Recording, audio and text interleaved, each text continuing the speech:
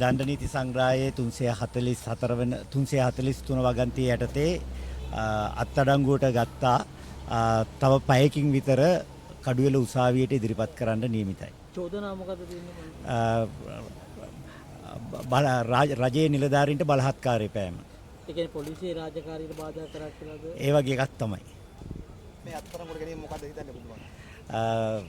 අර නන්දා මාලිනීගේ හඬින් සුනිල් ආයරත්නයන් කිව්වා අඩුත් ලෝවක් ගැන සිටීම දඬුවම් දෙන වරද නම් කුමට එරට අධිකරණයේ නීතිය සහ විනිසුරන් කියලා. එතෙන්ට අපිට අහන්න තියෙන්නේ රණවිරුවන්ට මල් පිදීම දඬුවම් දෙන වරද නම් කුමට එරට අධිකරණයේ නීතිය සහ විනිසුරන් කියලා තමයි.